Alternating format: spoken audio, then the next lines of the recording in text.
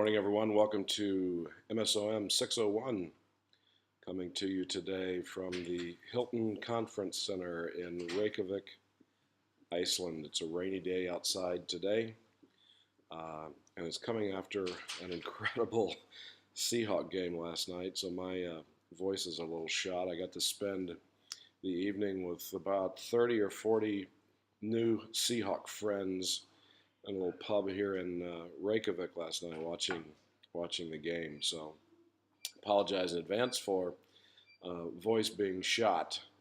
I had hoped to do this video today. I had a really creative thing scheduled. I was going to do it. We're up here in search of the Aurora Borealis, or AKA the Northern Lights, but because of the rain today and scheduled tonight, not going to be able to do that. So I didn't want to hesitate or put this off any longer, so I want to make sure that I got it published for you today. So I hope you all had a great first week.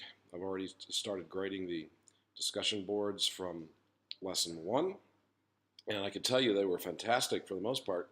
You did a great job of using external research to support your opinions. You had some great ideas as to the definitions for critical thinking, and I appreciated the dialogue and the interchange that you had between each other this week. It was really fantastic. I wanted to talk about a couple of things. First of all, I'll give you a preview for lesson 2 coming up. You're going to talk about one thing, the difference between strategic thinking and critical thinking. There's a big difference, and the challenge is a lot for business people or people who have a business background. They tend to think of critical thinking and strategic thinking interchangeably, and they're two totally different things. So I look forward to your comments on that discussion board question.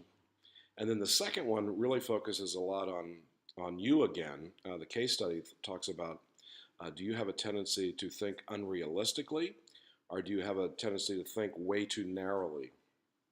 And both of those are not good, but sometimes if you have people on your team who think unrealistically, or some people who think too narrowly, they can work together to mesh their ideas together. So that would be one of the applications from this particular week going forward.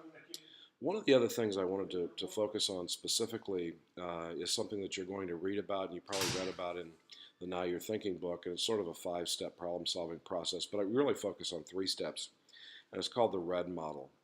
The RED model is a critical thinking or a problem-solving model that I think is very simple. There are hundreds of problem-solving models that are out there that you could use.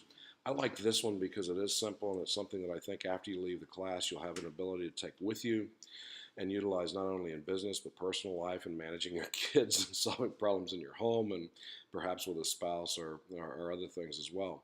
And the RED model is simply this.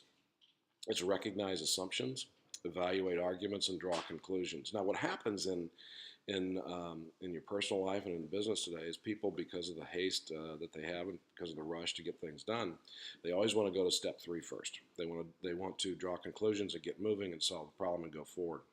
But it doesn't work that way. And one of the biggest mistakes in problem solving is that people do not take the time to do what's the first step, is recognize the assumptions that other people bring into the problem. And it's a real critical thing to do and to focus on. So when you start looking at the RED model, think about those, and also think about those from the ability to utilize them in almost all of your assignments. So if you look at doc sharing and you look at those other things this week, that'll be very, very helpful. When I was talking about doc sharing, there's a couple of documents that I've placed in there that will help you in the RED model.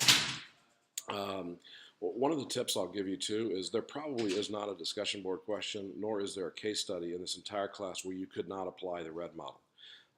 And so I'm not going to tell you to apply the RED model in all of those, but I will tell you that I get downright giddy whenever I see students apply the RED model on the questions that they have that week. So those are important things for you to think about, and for those of you who want to take my advice and apply the RED model. My hope is that you'll have the RED model laminated, you'll have it under your pillow at night, you'll have it on your desk at work, that you'll talk to your friends, your neighbors, you'll impress your spouse with the problem-solving model and those things, because I just think it's that stinking important.